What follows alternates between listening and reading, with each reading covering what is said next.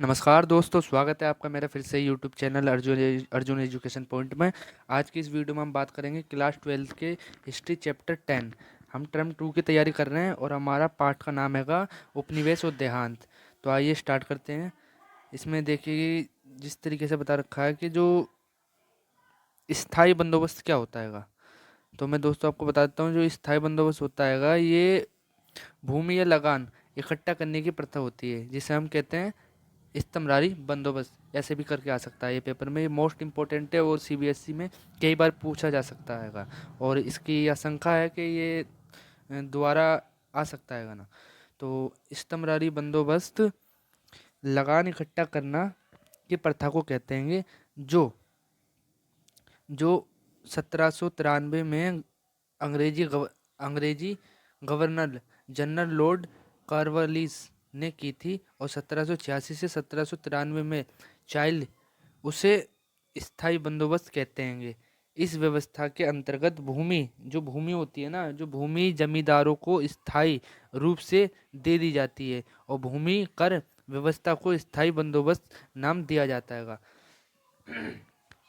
इसमें जो भूमि होती हैगी वो भूमि जमींदारों को स्थायी रूप से दे दी जाती हैगी, और इसी को हम स्तंभरारी बंदोबस्त कहते हैं। आइए दूसरा क्वेश्चन पे अपने देखिए, रैयत वारी बंदोबस्त। अभी हमने पढ़ा था स्तंभरारी बंदोबस्त, दूसरा है रैयत वारी बंदोबस्त। तो रैयत वारी बंदोबस्त क्या होता है कि अंग्रेज कंपनी ने भारत में लगान वसूल करने के अनेक ढंग चलाए थे, है ना। जो अंग्रेज की कंपनियां थी, उनने क्या करा था कि भारत में लगान वसूल करने के लिए ना अनेक प्रक्रिया चलाई थी।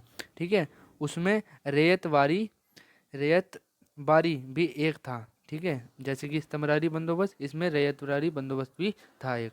इसमें सरकार का संबंध जमींदारों से ना होकर रैयत किसानों से सीधा होता था। उसमें क्या होता था, सरकार सीधा जमींदारों से करती थी। इसमें रैयत है तो जो जमींदार होते हैं ना, वो जमींदारों से डायरेक्ट उनका कांटेक्ट होता है, तो वो रैयत जो जमींदारों से ना होकर रैयत किसान से सीधे होते थे, है ना। इसलिए जमींदारों के बीच में कुछ नहीं देना पड़ता था, इन्हें।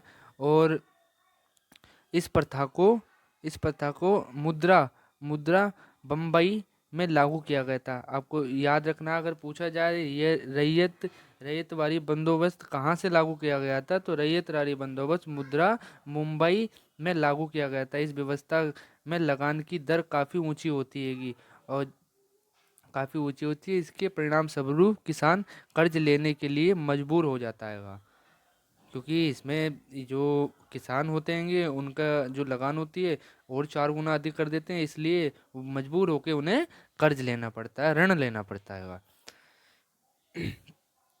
भाड़ा पात्र क्या होता है? अब देखिए, जो इसमें दिखाया गया है भाड़ा पात्र क्या है। जो ये भाड़ा पात्र है, भाड़ा पात्र एक ऐसा दस्तावेज था जिसमें रैयत लिखकर देते थे कि वे साहू सहकारों से जमीन और पशु खेती करने के लिए भेड़ भेड़ पर ले रहे हैं।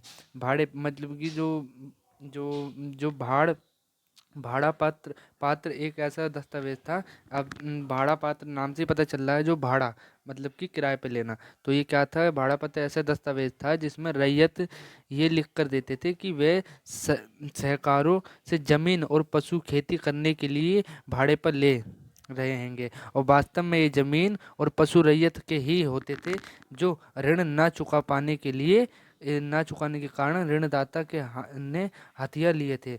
जो जो रैयतवारी होते हैं ना, जो उनका जो ऋण होता है वो जब लेते हैं सरकार से और वो सही समय पे नहीं पहुंचा पाते हैं, तो ये उन्हीं के जो होता हैगा सामान, जैसे कि मुद्रा हो गई या खेत हो गए या भेड़ बकरी हो गई, उन्हें वो रख लेते थे। संथाल कौन थे, उनके जीवन की 2 विशेषता बताएं। ये मोस्ट इम्पोर्टेंट कह सकते हैं, बी एस CBSE में कई बार रिपीट हो चुका है क्वेश्चन।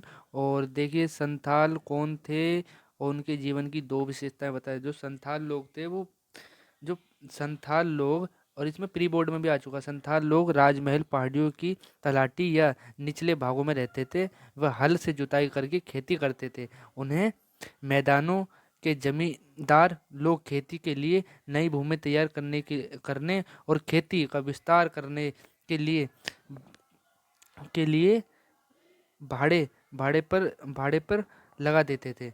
तो जो संथाल लोग थे वो जो राजमहल की जो पहाड़ियाँ थी उसकी तलेटी पर रहते थे और वो हल से जुताई करते थे, खेत करते थे। उन्हें मैदानों के जमींदार लोग खेती के लिए नई भूमि तैयार करने के लिए खेती किराए पे देते थे। तो ये ऐसे इस तरीके से हो जाएगा। और दक्कन दक्कन दंगा आयोग से आप क्या समझते हैं? दक्कन दंगा आयोग से क्या समझते हैं? ये 1875 के बाद जो दक्कन दक्कन में किसानों द्वारा दंगे किए गए उन्हीं की छानबीन करने के लिए भारत सरकार के दबदबे पर दबदबा डालने पर दबदबा डालने पर मुंबई की सरकार जो मुंबई की सरकार थी मुंबई की सरकार ने जो जांच आयोग बैठाई उसे दक्कन दंगा आयोग कहा जाता है। इसलिए रिपोर्ट 1778 में ब्रिटिश पार्लियामेंट के सामने पेश की गई थी। अब देखिए जी, अब इसमें मोस्ट इम्पोर्टेंट है कि जोतदार क्या कौन थे जो जोतदार होते हैं, मतलब कि जो वो होता है अपना खेत होता है, खेत को जोतने वाले को हम जोतदार कहते हैं। देखिए, जो धनी किसान के समूह को जोतदार कहा जाता है। धनी किसान के समूह को जोतदार कहा जाता है, जो 18वीं शताब्दी के अंत में जमींदारों की बड़ी मुसीबतों का लाभ उठाकर अपनी शक्ति बढ़ाने लगे हुए थे। ठीक है। अभी 5 अंक के जो क्वेश्चन है ये मोस्ट इम्पोर्टेंट है। देखिए, इसमें क्या दे रखा है? राजस्व राशि के भुगतान में जमींदार क्यों चूक करते थे? ये मोस्ट इम्पोर्टेंट है क्वेश्चन, मैं कह सकता हूँ, क्योंकि कई बार प्री बोर्ड में पूछा गया है ये क्वेश्चन। तो देखो, जो आरंभ में राजस्व की दर ना बहुत ही ज़्यादा ऊंची थी, बहुत ज़्यादा उसकी वो जो मांग थी ना वो बहुत ज़्यादा थी, क्योंकि सरकार सोचती थी कि बाद में राजस्व की मांग को बढ़ाया नहीं जा सकता, इसलिए वो ज़्यादा करते थे। इसलिए राजस्व की राशि भुगतान करने में देरी होती थी। शुरू में जमींदारों को अपनी अपनी भूमियों में भूमियों भूमि के सुधार में अपने पास से बहुत धन व्यय व्यय करना पड़ा, जिसके परिणाम स्वरूप लगान का भुगतान करने के लिए उनके पास ना धन की कमी हो गई थी। ठीक है। दूसरा पॉइंट ये हो जाएगा। और जमींदार जो लोग थे ना, नए कानून को समझने में असमर्थ थे। मतलब कि जो जमींदार लोग थे वो जो नए कानून थे ना उन्हें समझ नहीं पाते, तो वो असमर्थ थे। इसलिए वे राजस्व देने में कोताही करने लगे, जिसके कारण राजस्व की राशि बढ़ती चली गई। ठीक है। और चौथा क्वेश्चन अपना हो जाएगा ये। तो जो 1790 के दशक में कृषि उपज की कीमतें थी प्रायः काफ़ी कम थी। इसलिए किसान जमींदारों को अपने कर चुका कर चुकाने में असफल रहे।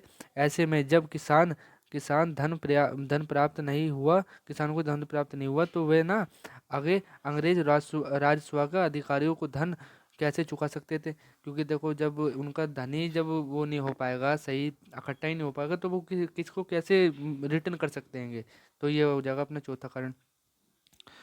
अब देखिए, राजस्व की राशि को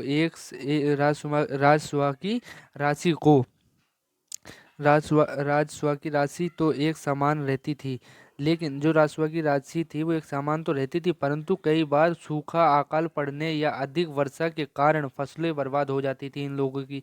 परंतु राजस्व वैसा का वैसा ही बना रहता था, जिसे प्रतिकूल परिस्थितियों में चुकाना काफी कठिन हो जाता था।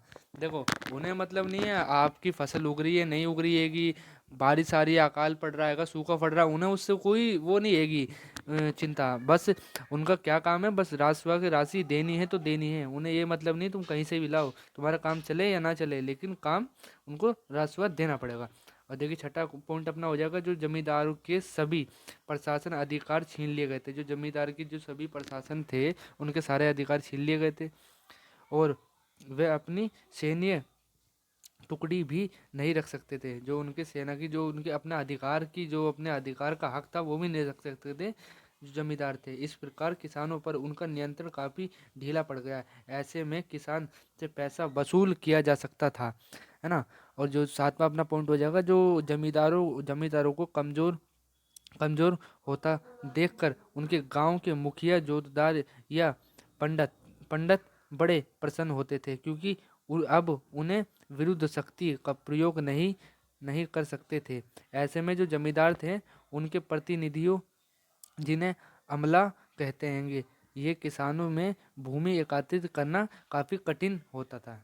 ये हो जाएगा आपका पॉइंट। इसमें से अगर आप अगर पूछ लिया जाए, 5 नंबर का पूछेंगे या 4 नंबर का पूछेंगे, तो आपको 3-4 पॉइंट जिस तरीके से हो उस तरीके से आपको बना के लिख देना है। अब देखिए, जो जो संथालों ने ब्रिटिश शासन के विरुद्ध विद्रोह क्यों किया। जो संथाल लोग थे, जो मैंने बताया था ना, संथाल लोग कौन थे, जो पहाड़ी पहाड़ी पर रहते थे, तो उन्होंने जो ब्रिटिश शासन था उसके विरुद्ध विरोध क्यों किया था। तो आइए, ये मोस्ट इम्पोर्टेंट है, इसे पढ़ते हैं। और ये लास्ट क्वेश्चन है अपना। देखिए, जो संथालों ने जिस जंगली भूमि को अपनी बड़ी कठिनाइयों से साफ करके खेती योग्य बनाया था, जो संथाल लोग थे ना, जिन्होंने जंगल साफ करके अपनी बड़ी कठिनाइयों से साफ करके जो खेत योग्य बनाया, उन्होंने उस भूमि को, अब उस भूमि पर अंग्रेज सरकार भारी कर लगा रही थी। अब बताओ, अब जो कोई दूसरा व्यक्ति जैसे कि उसने जमीन ली है, उसे साफ सफाई करके उसने उस योग्य बनाया कि उस पे फसल उग सके। अब वो जो अंग्रेज लोग क्या करते थे, वो उनको क्या करते थे, उन पे भी उन्होंने भारी कर लगा दिया, तो इसलिए उनके विरुद्ध उन्होंने विरोध किया, है ना। उधार उधर जो उधर जो साहूकार लोग भी ब्रिटिश सरकार के अधिकारियों से मिलकर ऊंची दर से संथालों को कर्ज देने लगे। ऊंची दर मतलब कि जो कम दर में नहीं, ऊंची दर में, और उन्हें संथाल लोगों को खेती करने के लिए कर्ज और देने लगे, और ऊंचा कर दिया उन्होंने। कर्ज ना मिलने पर वे उनकी भूमियों को हथियाने लगे थे। अगर कर्ज उनको टाइम से नहीं मिलता था ना, रिटर्न नहीं मिलता था, तो जो संताल लोगों की थी, उनके बेचारों की भूमि वो हड़प लेते थे। और जो साहूकार की जो जो कुशेष्ट के पीछे ब्रिटिश सरकार का हाथ था, ऐसे में संताल लोगों ने महसूस किया कि इसलिए वे साहूकारों को नहीं बल्कि ब्रिटिश सरकारों को दोषी मानते थे। उधर जब जमींदारों ने संथालों के निश्चित इलाके जिसे दामीन दामिन ई कोहे कहा जाता था, और पर अपने अधिकार का दबदबा किया, तो संथाल लोग ब्रिटिश नीतियों से और भयभीत हो गए, क्योंकि उनके विचार और उनकी कुचेष्टा के पीछे ब्रिटिश सरकार का हाथ था। इसलिए अपना चौथा पॉइंट हो जाएगा, आखिरी है। ब्रिटिश सरकार जैसे जैसे सुदृढ़ होती गई, उसे उसने पहाड़ी क्षेत्रों को भी अपने अपने दृढ़ नियंत्रण में लेने का प्रयत्न किया। मतलब कि ब्रिटिश सरकार ने पहाड़ी क्षेत्र को भी, जो वो गरीब लोग रहते थे, संताल लोग पहाड़ी में, उसे भी हथियाने की कोशिश की, है ना। इसलिए उनका विरोध किया गया। आप ही बताइए, जब किसी का घर छीना जाएगा तो कोई किसी के पीछे तो रोध प्रतिरोध विरोध तो करना पड़ेगा ना, तो वही करते थे, जो साम्राज्य की सुरक्षा और आर्थिक स्थिति के लिए आवश्यक माना गया है। ऐसे में जब संथालों के इलाके पर ब्रिटिश सरकार ने अपना नियंत्रण करने के लिए सोची, तो संथाल भड़क उठे, और उन्होंने 1855 से 56 में ब्रिटिश सरकार के विरुद्ध विद्रोह शुरू कर दिया था उन्होंने। ठीक है, तो जितना भी मैंने आपको पढ़ाया है इसमें, ये मोस्ट इम्पोर्टेंट है, और ये सीबीएसई में पूछा जाता है। मैंने भी बहुत मेहनत करके आपके लिए नोट्स निकालेंगे। तो दोस्तों, अगर वीडियो अच्छी लगी हो तो लाइक, सब्सक्राइब एंड शेयर ज़रूर करना, ताकि ऐसी ही वीडियो मैं आपके लिए लाता रहूं। ओके, जय हिंद, जय भारत।